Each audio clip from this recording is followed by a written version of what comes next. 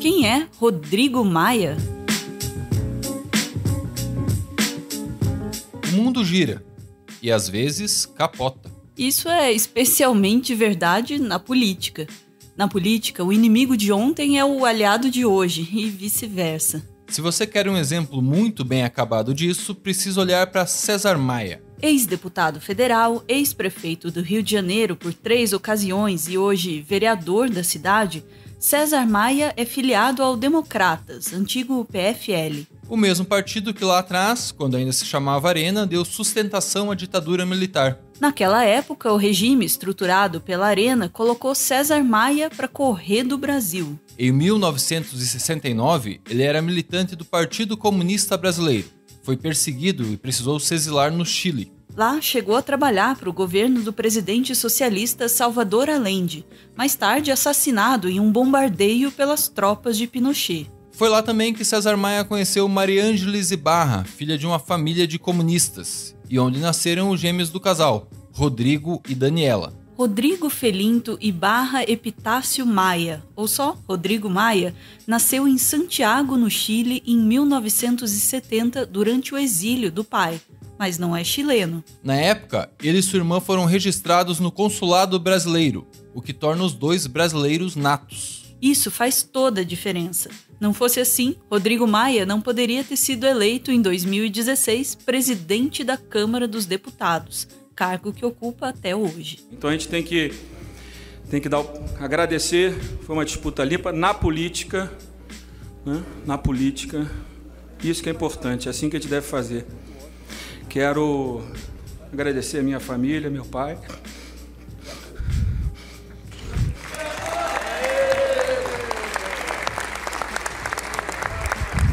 Minha mãe, minha esposa, minha mulher, meus 4 filhos. Rodrigo Maia pode ter ficado emocionado ao se sentar na cadeira de presidente da Câmara, mas foi desde cedo acostumado aos círculos do poder. A família voltou ao Brasil em 1973. Nos anos 80, César Maia foi secretário da Fazenda do Rio de Janeiro, no governo de Leonel Brizola, fundador do PDT. Desde menino, Rodrigo acompanhava as reuniões do velho trabalhista com seus secretários e deputados, madrugada adentro. Mantinha, inclusive, um quadro de Brizola pendurado na parede do quarto. Era seu ídolo. Na adolescência, pisou no Congresso pela primeira vez com o pai, deputado constituinte, para acompanhar as discussões da Constituição de 1988. Também nessa época começou a remar pelo Botafogo de Futebol e Regatas. Muitos anos mais tarde, Botafogo seria seu apelido na lista dos políticos beneficiados pela Odebrecht. Ele foi acusado de receber cerca de R$1 milhão da empreiteira em 3 anos eleitorais. Em outra investigação, a suspeita era de ter trocado vantagens indevidas com a OAS, também empreiteira. Isso me atinge a minha honra, da minha família, né? E nesse caso específico, eu vou atrás da reparação desse dano. Ainda jovem, Rodrigo Maia tentou trabalhar na loja de roupas Bi, sucesso nos anos 80 entre a elite carioca. Mas ele era tímido demais para ser atendente e acabou no caixa. A timidez é um dos traços marcantes da personalidade de Rodrigo Maia, junto com a ansiedade. Em um perfil publicado pela revista Piauí em 2017, ele foi definido da seguinte maneira pelo correligionário José Mendonça Filho. Rodrigo, quem não conhece, acha ele um porre, um chato. Mas é timidez. Rodrigo tem um jeito de ser que soa até mal educado. É seco e dá respostas às vezes muito duras. Mas, ao mesmo tempo, é um cara sensível pra caramba. Por qualquer coisa chora. Em 1989, ele passou no vestibular de Economia na Universidade Federal Fluminense, em Niterói. Depois se transferiu para uma instituição particular do Rio, a Universidade Cândido Mendes. Mesmo assim, faltava demais às aulas e nunca se formou. Entre 1995 e 1996, viveu um ano em Nova York para estudar inglês e finanças, em um curso que ele mesmo define como nada relevante. Nos anos 90, chegou a trabalhar em 2 bancos, o BMG e o Icatu. Largou o mercado financeiro em 1997 para ser secretário de governo do prefeito do Rio, Luiz Paulo Conde. Aos 26 anos, foi o mais jovem da história. No ano seguinte, deixou a prefeitura e foi candidato a deputado federal pelo PFL, em uma campanha bancada pela mãe. Nunca mais saiu da Câmara. Como deputado, Rodrigo Maia mantém posições conservadoras. É contra a legalização do aborto, da maconha e o casamento entre pessoas do mesmo sexo. Mas, em 2016, quando o ministro da Educação e amigo Mendonça Filho recebeu propostas para a área das mãos de um ex-ator pornô, não viu muito problema nisso. Olha, eu não tenho nenhum preconceito com o ator pornô, muito menos o Alexandre Frota. Eu acho que o ministro Mendonça vem fazendo um ótimo trabalho, reorganizando a estrutura mais petista de todas. Você vai ver daqui a alguns meses o que vai ficar claro, o sucesso da gestão do ministro Mendonça Filho na educação. Você vai ver que nós vamos estar com um ministério dando orgulho não apenas ao partido, mas ao Brasil. Ainda assim, Rodrigo Maia é um cara muito família, ou pelo menos foi o que narrou José Carlos Aleluia, colega de partido e amigo próximo, em 2017 para a BBC. Não conte com ele pra coisa de bandalha, não. Tomar uma, ele toma, mas baderna ele não faz. Essa coisa de orgia, não conta com ele, não. Ninguém vai pegar ele no flagra por aí, não, porque os políticos são fracos nesse campo. Ele é certinho mesmo. Pouco depois de iniciar o mandato como deputado federal em 1999, Rodrigo Maia deixou brevemente o PFL para se filiar ao PTB, junto com o pai. Os dois voltaram para o partido em 2001. Na primeira legislatura, atuou na base de apoio ao governo FHC. Reeleito em 2002, passou para a oposição, agora ao governo Lula. Em 2003, foi vice-presidente da CPI do Banestado, o Banco do Estado do Paraná, que investigou mais de 30 milhões de reais em remessas ilegais para o exterior. Uma comissão notória por não dar em nada. Em 2005, como líder do PFL na Câmara, Rodrigo teve intensa participação na articulação da CPI dos Correios, que iria dar no escândalo do Mensalão. Foi também em 2005 que ele se casou com Patrícia Vasconcelos, enteada do deputado federal Wellington Moreira Franco, antigo adversário político da sua família. O casal tem 3 filhos, e Rodrigo, outros 2 de um relacionamento anterior. O casamento, na igreja São Francisco de Paula, foi marcado por protestos, gás de pimenta e pancadaria generalizada do lado de fora. No interior, convidados como Aécio Neves, Geraldo Alckmin e José Serra, todos do PSDB. Em 2007, Rodrigo Maia assumiu a presidência nacional do PFL e conduziu o processo de refundação do partido, que passou a se chamar Democratas, uma tentativa de mirar o centro político e se livrar da associação com a ditadura. Em 2009, foi pego no escândalo da farra das passagens aéreas e admitiu ter cedido bilhetes da sua cota parlamentar para parentes passearem em Londres e Nova York. Em 2012, ele se candidatou a prefeito do Rio de Janeiro, em uma chapa que tinha como vice Clarissa Garotinho, filha de Antony Garotinho, antigo inimigo político dos Maia. E para você que ainda não conhece a gente, veja as nossas propostas. Somos jovens, com experiência e novas ideias. E o mais importante, com muita vontade de trabalhar e fazer o Rio bombar para todos.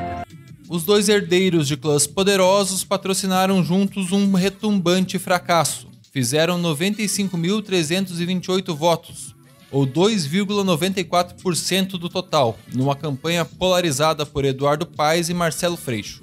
Clarissa atribui muito do fiasco às hesitações e indecisões de Rodrigo Maia.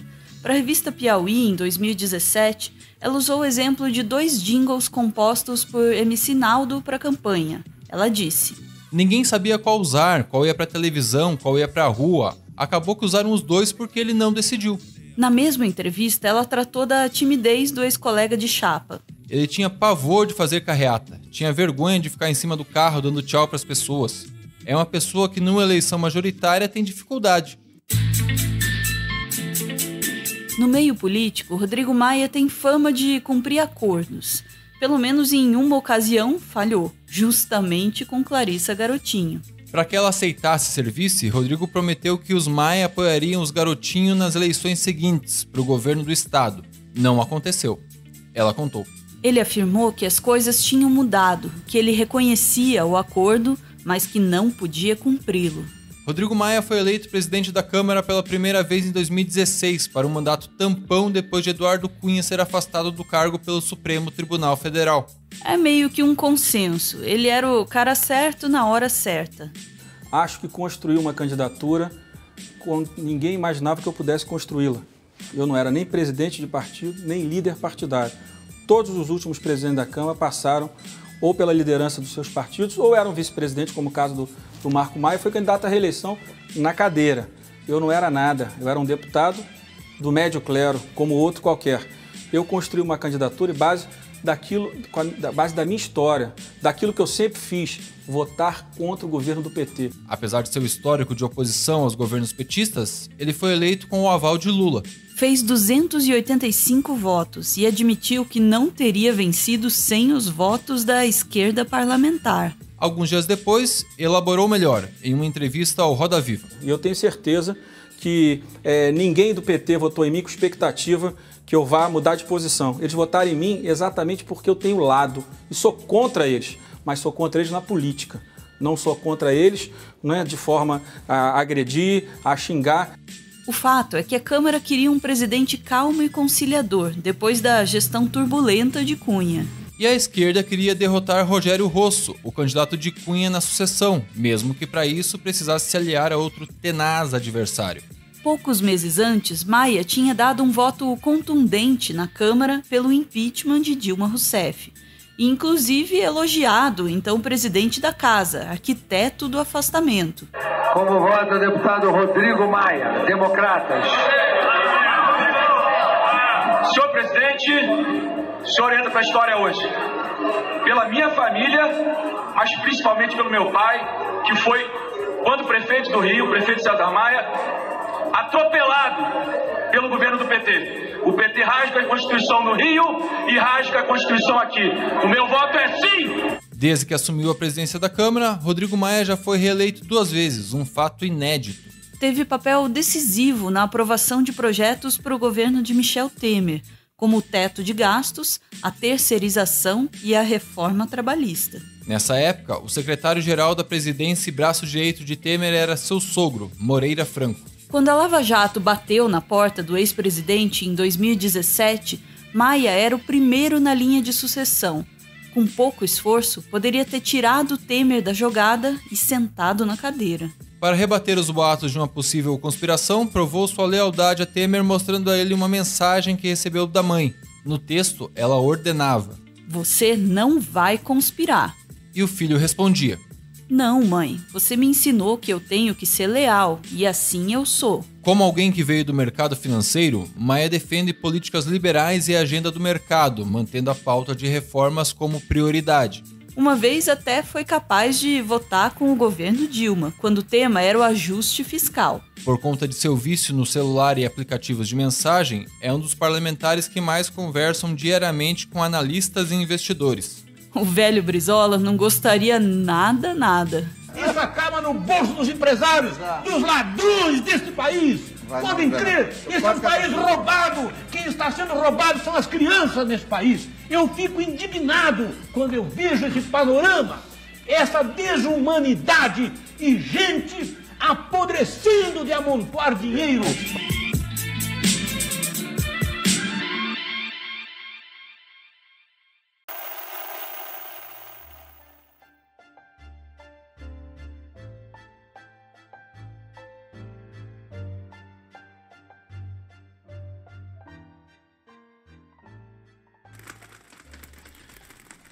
Muito obrigado por ver esse vídeo até o final. Normalmente esse espaço é destinado às homenagens de vocês, mas hoje eu me permito roubar esse espaço para mim.